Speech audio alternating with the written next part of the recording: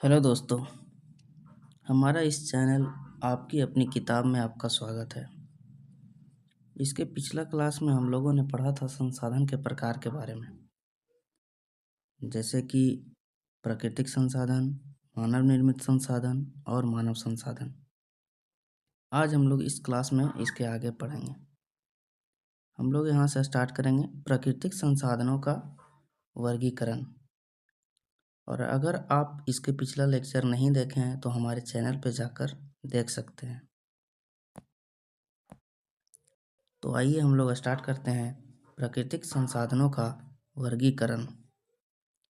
प्राकृतिक संसाधनों को निम्न आधार पर बांटा जा सकता है। वर्गीकरण का मतलब क्या होता है? बांटना। तो प्राकृतिक संसाधनों को कितने आधार पर बांटा गया है? यहाँ पे दिया गया है 5 आधार पे। पहला है विकास और उपयोग, दूसरा है उत्पत्ति, तीसरा है उपलब्धता, चौथा वितरण और पांचवा स्वामित्व। विकास और उपयोग का मतलब हम लोग उसका विकास किस प्रकार कर रहे हैं, उपयोग किस प्रकार कर रहे हैं उसके आधार पर। और उत्पत्ति, उसका उत्पत्ति कैसे हुआ है। कोई भी अगर संसाधन है तो उसका उत्पत्ति कैसे हुआ है उसके आधार पर। उपलब्धता, हमारे बीच वो कब तक उपलब्ध है और कितना उपलब्ध है, इसके आधार पर अगर बांटेंगे तो उपलब्धता के आधार पर। और वितरण मतलब कोई संसाधन कितना और कहाँ उपलब्ध है। जैसे कोई संसाधन है जो हर जगह उपलब्ध है, कोई संसाधन एक पार्टिकुलर एरिया में मिलता है, उसके आधार पर हम वितरण। और स्वामित्व मीन्स अगर कुछ संसाधन है तो वो किसका है, उसका मालिक कौन है, उसके आधार पर अगर बांटेंगे तो स्वामित्व के आधार पर। इसके आगे है, ये आपका किताब का लिया गया है। इसमें एक फ्लो चार्ट है, देखिए इसमें पूरा वर्गीकरण दिया गया है। पहले जो है संसाधन को 3 भाग में बांटा गया है: प्राकृतिक संसाधन, मानव संसाधन और मानवकृत संसाधन मीन्स मानव निर्मित संसाधन। तो प्राकृतिक संसाधन में है भूमि, मिट्टी, जल, ये हम लोग पढ़ चुके हैं। मानव संसाधन में है मानव, और मानवकृत यानी मानव ने जो बनाया है उसमें है मकान, कार्यालय, हवाई अड्डा। अब प्राकृतिक संसाधन को 1, 2, 3, 4, 5 भागों में बांटा गया है विकास और उपयोग के दृष्टि से। इसमें है वास्तविक संसाधन और संभाव्य संसाधन। और उत्पत्ति, किसका उत्पत्ति कहाँ हुआ है, जैव संसाधन, अजैव संसाधन। जैव मतलब एक तरह से सजीव, अजैव मीन्स निर्जीव की तरह। उपलब्धता, कौन सा साधन कितना और कब तक उपलब्ध है, इसमें आ जाएगा नवीकरणीय संसाधन और अनवीकरणीय संसाधन। नवीकरणीय जो बार बार नया हो सके, अनवीकरणीय जो जिसका यूज करने पे वो खत्म हो रहा हो बल्कि नया ना हो, होगा अगर वो तो करोड़ों साल लग जाएंगे। और वितरण के आधार पर मीन्स कौन सा संसाधन कहाँ उपलब्ध है। तो सर्वत्र उपलब्ध संसाधन जो सभी जगह उपलब्ध है, स्थानिक संसाधन जो कोई पार्टिकुलर एरिया में उपलब्ध है उसको हम लोग बोलेंगे स्थानिक संसाधन। अब है स्वामित्व के आधार पर मीन्स अगर कोई संसाधन है तो उसका मालिक कौन है। इसमें भी हम लोग बांट दिए हैं 3 तरह के।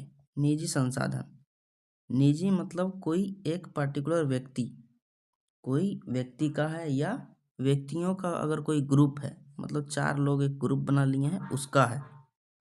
राष्ट्रीय संसाधन मीन्स हमारे देश का जो संसाधन है उसको बोलेंगे राष्ट्रीय संसाधन। और अंतर्राष्ट्रीय जो देश का नहीं बल्कि उस पे जितना भी देश है सबका उस पर अगर हक है तो उसको बोलेंगे अंतर्राष्ट्रीय संसाधन।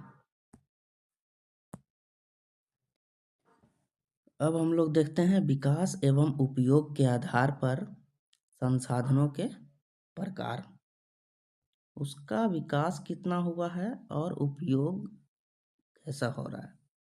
तो इसमें आता है वास्तविक संसाधन, एक्चुअल रिसोर्सेस। वास्तविक संसाधन किसको बोलेंगे? उन संसाधनों को कहा जाता है जिनकी कुल मात्रा ज्ञात होती है तथा इन संसाधनों का उपलब्ध तकनीक की सहायता से वर्तमान समय में उपयोग किया जा रहा होता है। वास्तविक संसाधन मीन्स एक्चुअल रिसोर्सेज, जो हमारे पास है, जिसके बारे में हम लोग को पहले से पता है। जैसे कोई संसाधन है, उसका कितना मात्रा है। जैसे हम भारत में देख लें, अगर कोयला है तो कोयला का कितना मात्रा है वो हम लोगों को पता होना चाहिए। अगर पता है और ऊपर से उस संसाधन का हमारे पास उसको निकालने का, उसको प्रयोग करने का अगर तकनीक है, तो ही हम उसको एक्चुअल रिसोर्सेज यानी वास्तविक संसाधन बोलेंगे। मीन्स दो कंडीशन है, उसका कुल मात्रा कितना वो टोटल हमारे देश में प्रेजेंट है या कोई भी देश में, अगर कितना प्रेजेंट है उसके आधार पर, और उसका उपयोग हम कर पा रहे हैं या नहीं। जो हमारे पास प्रेजेंट में टेक्निक है, टेक्नोलॉजी है, तकनीक है, उसके आधार पर हम उसका उपयोग कर पा रहे हैं कि नहीं। जैसे कोयला ही है तो कोयला दोस्तों हम लोगों को पता है कि कितना है, और उसका हम लोग यूज भी कर रहे हैं। कोयला से ईंधन के रूप में यूज करते हैं, कोयला से बिजली बन रहा है, और भी बहुत सारा चीज़ें हैं। तो इसमें एग्जाम्पल देखेंगे, पश्चिम एशिया का पेट्रोलियम और ऑस्ट्रेलिया का सोना पहले से ज्ञात है कि कितना है, और सोना को निकाला भी जा रहा है। और झारखंड का अबरख, इसका भी मात्रा ज्ञात है। मध्य प्रदेश का मैग्नीज और राजस्थान का तांबा। प्रेजेंट में इस सब चीज़ों का उपयोग हो रहा है, इसका खनन किया जाता है, इसको निकाला जाता है, और हमारे पास वैसा टेक्नोलॉजी है जिसका यूज करके हम लोग इसका उपयोग कर रहे हैं, इसलिए यह वास्तविक संसाधन कहलाता है। इस वास्तविक संसाधन का दो कंडीशन याद रखेंगे दोस्तों, इसका कुल मात्रा ज्ञात होना चाहिए, और जो हमारे पास पहले से उपलब्ध तकनीक है उसके सहायता से हम इसका उपयोग कर पा रहे हों, तो ही हम इसको वास्तविक संसाधन बोलेंगे। अब हम लोग देखते हैं संभाव्य संसाधन, पोटेंशियल रिसोर्सेज। जैसा कि नाम से ही लग रहा है, संभाव्य मतलब जिसकी संभावना हो। तो यहाँ लिखा है, उन संसाधनों को कहा जाता है जिनकी कुल मात्रा ज्ञात नहीं होती और वर्तमान समय में इसका उपयोग भी नहीं किया जा रहा होता है। इन संसाधनों का उपयोग भविष्य में करने की संभावना होती है। जैसे कोई संसाधन है, जैसे थोरियम को ही ले लें, थोरियम संसाधन है, इसका कितना मात्रा है हमको पता ही नहीं है, और जो प्रेजेंट में हमारे पास टेक्नोलॉजी है उसकी सहायता से हम इसका उपयोग भी नहीं कर पा रहे हैं। यूरेनियम और थोरियम। तो यहाँ एग्जाम्पल में देखते हैं, केरल में मिलने वाला थोरियम और लद्दाख में पाया जाने वाला यूरेनियम। थोरियम ये हो गया केरल का, यूरेनियम ये लद्दाख का। तो बस हम लोग को इतना पता है कि ये केरल में है और ये लद्दाख में, लेकिन इसका मात्रा क्या है, कितना प्रेजेंट है, 10 टन है, 20 टन है, 1000 टन है, कोई पता नहीं है। और प्रेजेंट में जो हमारे पास टेक्नोलॉजी है उससे हम इसका उपयोग भी नहीं कर पा रहे हैं, इसलिए यह हमारे लिए संभाव्य संसाधन है। मीन्स उपयोग करने की संभावना तो है, लेकिन प्रेजेंट में वैसा कोई टेक्नोलॉजी नहीं है जिससे कि हम इसका उपयोग कर पाएँ। तो इसमें हम लोगों को 2 पॉइंट याद रखना है। संभाव्य संसाधन में इसका कुल मात्रा ज्ञात नहीं होता है, कुल मात्रा ज्ञात नहीं होता है, और इसका उपयोग भी अभी नहीं किया जा रहा होता है, इसलिए हम इसको बोलेंगे संभाव्य संसाधन। अब हम लोग वर्गीकरण का अगला प्रकार देखेंगे। इसमें है उत्पत्ति के आधार पर संसाधन के प्रकार। मीन्स कोई संसाधन का उत्पत्ति कैसे हुआ है उसके आधार पर जैविक और अजैविक। तो जैविक संसाधन में है, इसके अंतर्गत सभी सजीव शामिल है। जितना सजीव है वो हो जाएगा जैविक, और जितना निर्जीव है वो हो जाएगा अजैविक या अजैव संसाधन। तो इसके अंतर्गत देखिए, जैव संसाधन में सजीव शामिल होते हैं जैसे कि पेड़, पौधा, वन, जीव, जंतु। जितना भी सजीव है, जैसे फंगी, माइक्रोस्कोपिक है ये लेकिन सजीव है।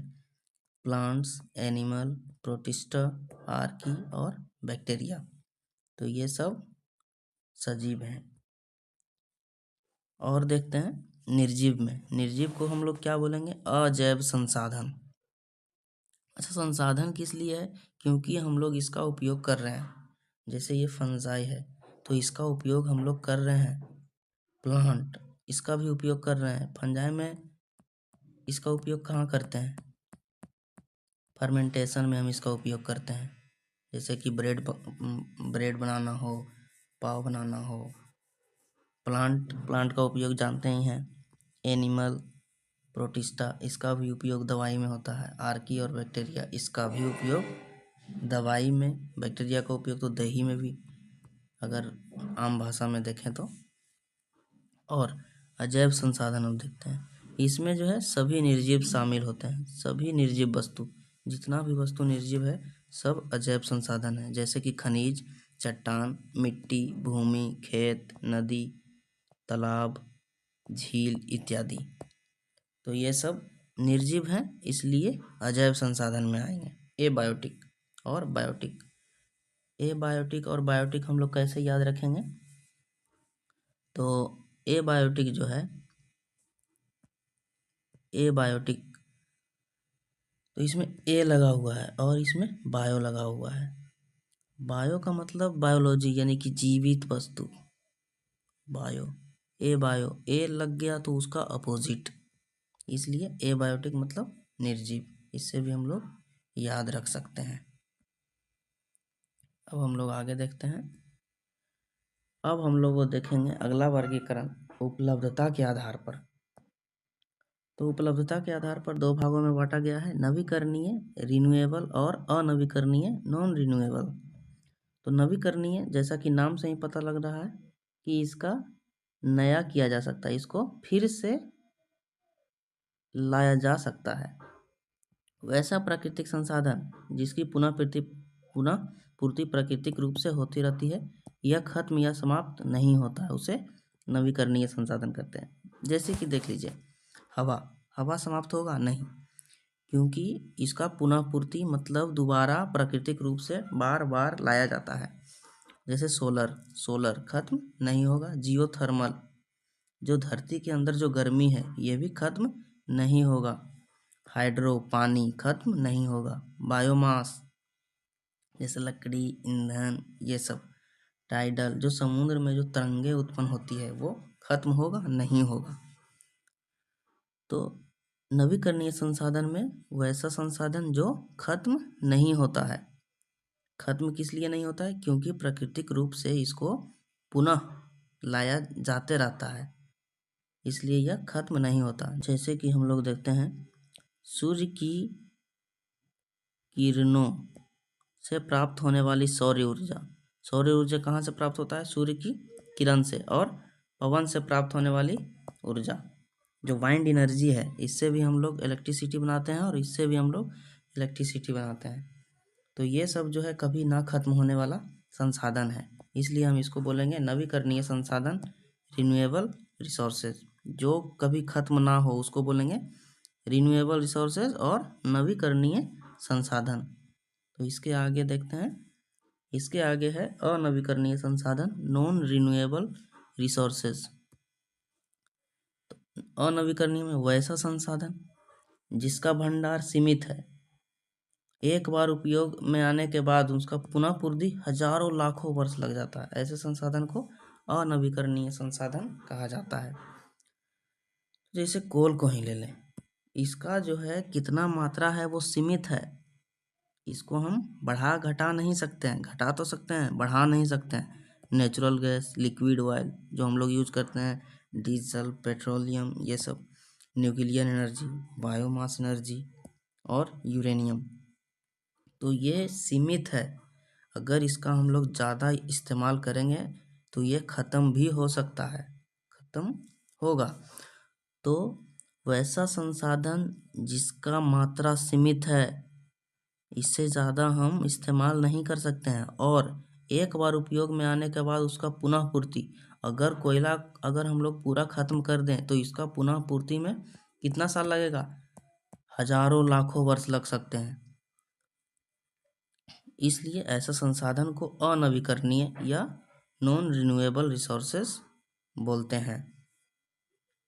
तो इसका एग्जाम्पल सभी प्रकार के खनिज, जितना भी खनिज हैं सब जो है नॉन रिन्यूएबल है। जैसे लोहा हो गया, कोयला, पेट्रोलियम, अभ्रक इत्यादि अनवीकरणीय संसाधन के उदाहरण हैं। तो जितना भी खनिज है सब का अनवीकरणीय है। मीन्स अगर उसका भंडार जो सीमित है वो अगर ख़त्म हो गया तो उसका पूर्ति हम लोग आसानी से नहीं कर सकते, इसमें लाखों करोड़ों वर्ष लग जाएंगे। तो इसलिए इसका उपयोग हम लोग को पूरा सावधानी पूर्वक करना चाहिए। इसके आगे देखते हैं वितरण के आधार पर संसाधन के प्रकार। तो वितरण में ही पता चल रहा है कि इसको ये जो है कहाँ कहाँ है, कोई संसाधन का वितरण मीन्स कहाँ कहाँ बांटा गया है। तो इसमें पहला है सर्वत्र उपलब्ध। सर्वत्र मीन्स सब जगह, सर्वत्र मीन्स सब जगह। वैसा संसाधन जो सभी जगह पाए जाते हैं, जैसे कि मिट्टी, पवन। जैसे मिट्टी है, यहाँ भी मिट्टी है, दूसरा देश में भी मिट्टी होगा, हर जगह। पवन, हवा, सब जगह पाया जाएगा। इन्हें सर्वव्यापक संसाधन भी बोलते हैं। तो इसको हम लोग याद रखेंगे, इसको क्या बोलते हैं, एक और नाम सर्वव्यापक संसाधन। वैसा संसाधन जो सब जगह पाया जाएगा उसको सर्वत्र, ठीक। और इसके बाद है स्थानीय संसाधन। नाम से ही लग रहा है, स्थानीय मीन्स कोई स्थान पे ही सीमित है। कुछ ऐसे संसाधन हैं जो निश्चित स्थान पर ही पाए जाते हैं, इसे स्थानीय संसाधन कहा जाता है। जैसे कि कोडरमा में पाए जाने वाला अभ्रक, जो अभ्रक है, तो अभ्रक एक निश्चित स्थान पर पाया जा रहा है। कहाँ? कोडरमा में, झारखंड में।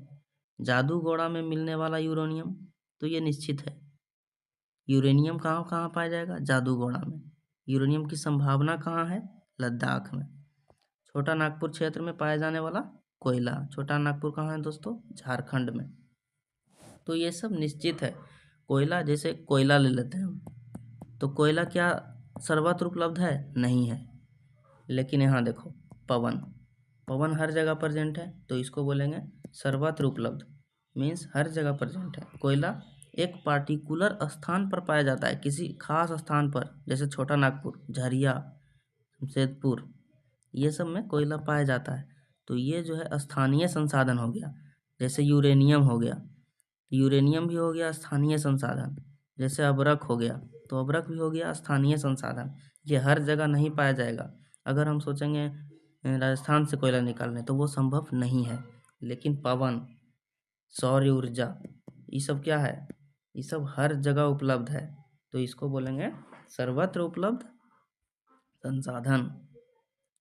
अब इसके आगे आगे क्या है? स्वामित्व के आधार पर संसाधन के प्रकार। संसाधन को किसके आधार पर? स्वामित्व, मतलब इसका मालिक कौन है, इसके आधार पर बांटा गया है। इसमें हम लोग देखते हैं पहला प्रकार है निजी संसाधन। निजी मीन्स प्राइवेट, PRIVAT। ये जो है प्राइवेट प्रॉपर्टी हो गया। जब कोई प्राकृतिक संसाधन जैसे भूमि, तालाब आदि, जैसे भूमि ही हो, किसी व्यक्ति के स्वामित्व में होता है, मीन्स कोई संसाधन जिसका मालिक, जिसका स्वामित्व कौन हो? व्यक्ति हो, इसे क्या बोलेंगे? निजी संपत्ति कहा जाता है। मीन्स उसका निजी संपत्ति है, प्राइवेट प्रॉपर्टी है, तो उस तरह के संसाधन को क्या बोलेंगे? निजी संसाधन। जैसे किसी का घर है, तो वो हो गया निजी संसाधन। जैसे सोना, कोई अगर सोना खरीद के घर में रखा है तो उसको क्या बोलेंगे? निजी। जैसे प्राइवेट स्कूल है, स्कूल, तो उसको क्या बोलेंगे? निजी संसाधन। मीन्स जिसका मालिक, जिसका स्वामित्व किसी खास व्यक्ति के पास हो या व्यक्ति का ग्रुप भी हो सकता है, उसके पास हो तो उसको बोलेंगे निजी संसाधन। अब देखते हैं राष्ट्रीय संसाधन। किसी राष्ट्र या देश के अंदर पाए जाने वाले सभी प्रकार के संसाधन राष्ट्रीय संसाधन कहलाते हैं। मीन्स जैसे कोई भी संसाधन है, कोई भी संसाधन जो देश के अंदर पाया जा रहा है, ये देश है, ये अभ्रक हो गया, कोयला हो गया, यूरेनियम हो गया, थोरियम हो गया, तांबा हो गया, जिप्सम हो गया, कोई भी संसाधन है अगर किसी देश के अंदर पाया जा रहा है तो वो जो संसाधन है वो उस देश का प्रॉपर्टी है। किसका है? उस देश का है, तो उसको बोलेंगे राष्ट्रीय संसाधन। किसी देश के अंदर जितना भी प्रॉपर्टी पाया जा रहा है, जितना भी खनिज, जितना भी संसाधन है, सब राष्ट्रीय संसाधन के अंदर आएगा। इसके बाद देखते हैं समुद्र तट से दूर 19.2 इतना क्या है? किलोमीटर। 19.2 किलोमीटर क्षेत्र के अंदर पाए जाने वाले संसाधनों को राष्ट्रीय संसाधन कहते हैं। 200 किलोमीटर तक के क्षेत्र को राष्ट्रीय संपत्ति मानी जाती है। जैसे देखिए, अगर कोई देश है कितना किलोमीटर तक? 19.2 किलोमीटर तक, इतना तक जो है संसाधन, जितना भी संसाधन है वो देश का संसाधन माना जाएगा। और उसके बाद 200 किलोमीटर तक, 200 किलोमीटर तक क्या माना जाएगा? राष्ट्रीय संपत्ति मानी जाएगी। इसके आगे हम लोग देखते हैं अंतरराष्ट्रीय संसाधन। अंतरराष्ट्रीय संसाधन मतलब इस पर किसी देश का हक नहीं है, वो इंटरनेशनल, सब देश उसका इस्तेमाल कर सकते हैं, निर्णय लेकर, आपसी निर्णय लेकर उसका इस्तेमाल किया जा सकता है किसी भी देश के द्वारा। तो अंतर्राष्ट्रीय संसाधन कहाँ से है? 200 किलोमीटर के आगे। 200 किलोमीटर, जैसे कि यहाँ है, कलर हम लोग बदलते हैं, ये है, मान लिया जाए इतना भारत से दूरी है इसका 200 किलोमीटर। तो इसके आगे, इसके बाद इधर जो है जितना संसाधन अगर पाया जाएगा तो उस पे भारत का हक नहीं है। इस पे किसका हक है? पूरे देश का, अंतर्राष्ट्रीय स्तर पर इसका सभी देश का हक है। तो इसको बोलेंगे, इधर जो संसाधन पाया जाएगा, इधर जितना भी है, इसको बोलेंगे अंतर्राष्ट्रीय संसाधन। 200 किलोमीटर के आगे। तो इसका उपयोग कौन करेगा? यहाँ उपलब्ध संसाधनों का उपयोग अंतर्राष्ट्रीय संस्थानों की सहमति के बाद ही किया जाएगा। जैसे अगर भारत को ही उपयोग करना है इसका, अगर यहाँ कुछ पाया गया तो इसका उपयोग कौन करेगा?